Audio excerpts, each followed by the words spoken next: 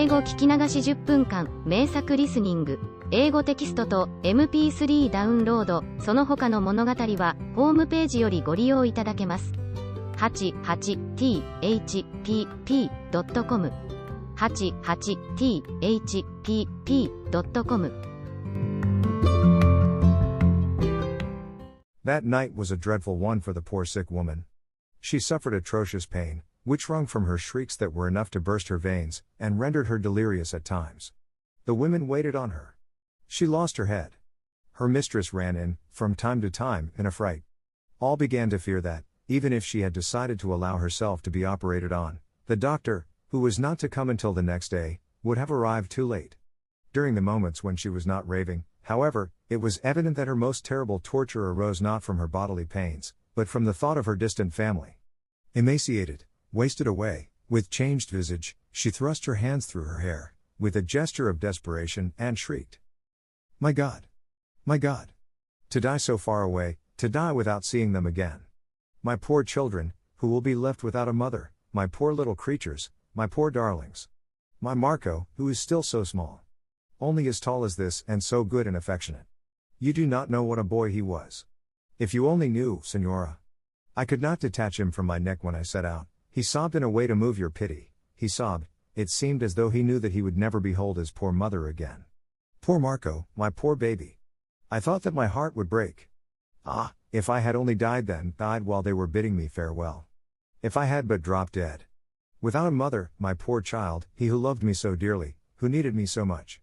Without a mother, in misery, he will be forced to beg. He, Marco, my Marco, will stretch out his hand, famishing. O eternal God! No. I will not die. The doctor. Call him at once. I let him come, let him cut me, let him cleave my breast, let him drive me mad, but let him save my life. I want to recover, I want to live, to depart, to flee, tomorrow, at once. The doctor. Help! Help! And the women seized her hands and soothed her, and made her calm herself little by little, and spoke to her of God and of hope.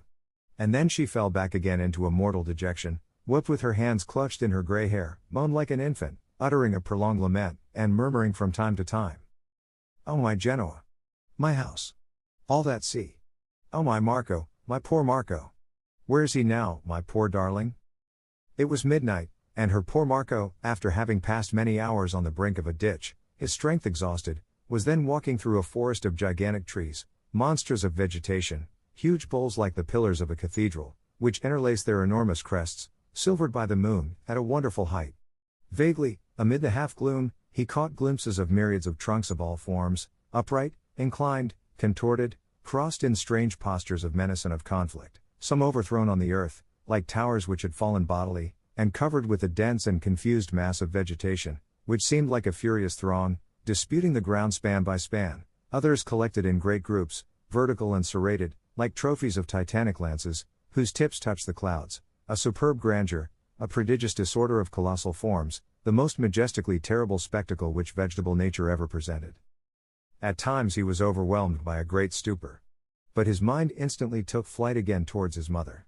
He was worn out, with bleeding feet, alone in the middle of this formidable forest, where it was only at long intervals that he saw tiny human habitations, which at the foot of these trees seemed like the anthills, or some buffalo asleep beside the road. He was exhausted, but he was not conscious of his exhaustion. He was alone, and he felt no fear. The grandeur of the forest rendered his soul grand, his nearness to his mother gave him the strength and the hardihood of a man, the memory of the ocean, of the alarms and the sufferings which he had undergone and vanquished, of the toil which he had endured, of the iron constancy which he had displayed, caused him to uplift his brow. All his strong and noble Genoese blood flowed back to his heart in an ardent tide of joy and audacity. And a new thing took place within him, while he had, up to this time, borne in his mind an image of his mother, dimmed and paled somewhat by the 2 years of absence. At that moment the image grew clear. He again beheld her face, perfect and distinct, as he had not beheld it for a long time. He beheld it close to him, illuminated, speaking. He again beheld the most fleeting motions of her eyes, and of her lips, all her attitudes, all the shades of her thoughts, and urged on by these pursuing recollections, he hastened his steps, and a new affection, an unspeakable tenderness, grew in him, grew in his heart, making sweet and quiet tears to flow down his face, and as he advanced through the gloom he spoke to her, he said to her the words which he would murmur in her ear in a little while more. I am here, my mother, behold me here. I will never leave you again, we will return home together, and I will remain always beside you on board the ship, close beside you, and no one shall ever part me from you again, no one, never more, so long as I have life. And in the meantime he did not observe how the silvery light of the moon was dying away on the summits of the gigantic trees in the delicate whiteness of the dawn. At 8 o'clock on that morning, the doctor from Tucumán, a young Argentine, was already by the bedside of the sick woman, in company with an assistant, endeavoring, for the last time, to persuade her to permit herself to be operated on, and the engineer Mequines and his wife added their warmest persuasions to those of the former. But all was in vain.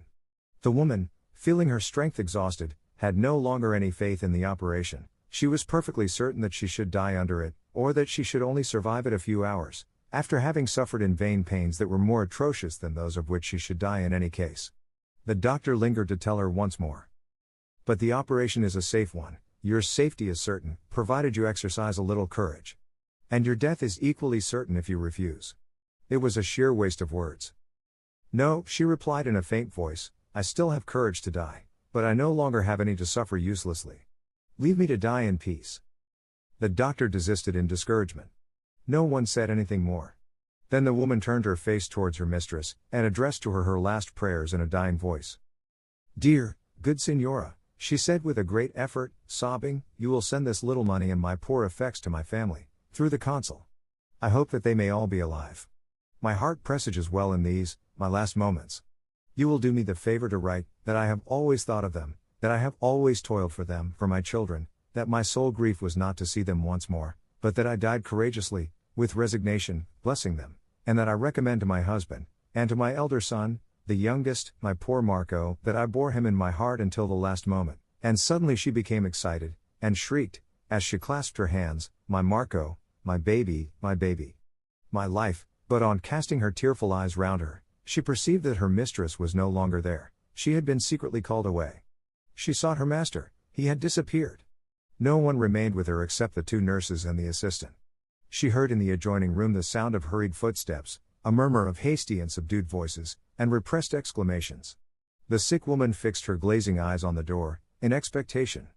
At the end of a few minutes she saw the doctor appear with an unusual expression on his face, then her mistress and master, with their countenances also altered.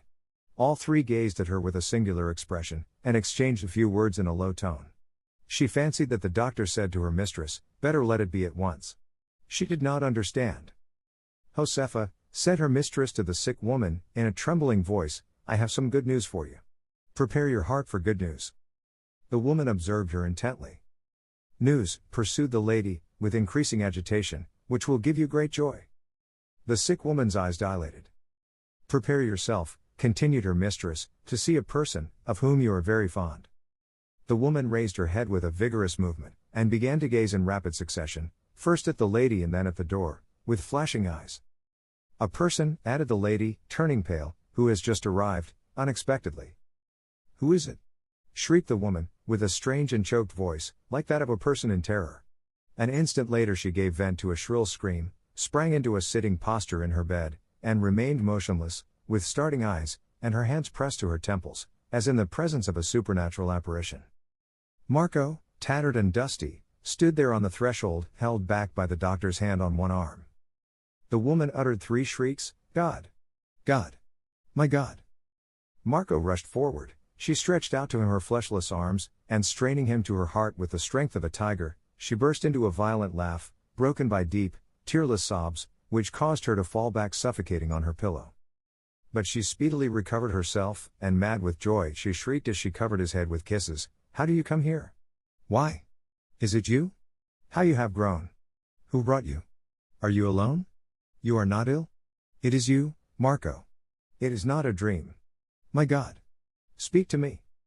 Then she suddenly changed her tone, No. Be silent. Wait. And turning to the doctor, she said with precipitation, Quick, doctor. This instant. I want to get well. I am ready. Do not lose a moment. Take Marco away, so that he may not hear. Marco, my love, it is nothing. I will tell you about it. One more kiss. Go. Here I am, doctor. Marco was taken away. The master, mistress, and women retired in haste, the surgeon and his assistant remained behind, and closed the door. Senior Mequines attempted to lead Marco to a distant room, but it was impossible. He seemed rooted to the pavement. "What is it?" he asked. "What is the matter with my mother? What are they doing to her?" And then Mequines said softly, still trying to draw him away, "Here. Listen to me. I will tell you now. Your mother is ill, she must undergo a little operation. I will explain it all to you, come with me." "No," replied the lad, resisting, "I want to stay here. Explain it to me here." The engineer heaped words on words. As he drew him away, the boy began to grow terrified and to tremble. Suddenly an acute cry, like that of one wounded to the death, rang through the whole house. The boy responded with another desperate shriek, "My mother is dead." The doctor appeared on the threshold and said, "Your mother is saved." The boy gazed at him for a moment, and then flung himself at his feet, sobbing, "Thanks, doctor." But the doctor raised him with a gesture, saying, "Rise. It is you, you heroic child, who have saved your mother." 英語聞き流し10分間、名作リスニング。英語テキストと MP3 ダウンロード、その他の物語は、ホームページよりご利用いただけます。88thpp.com 88thpp.com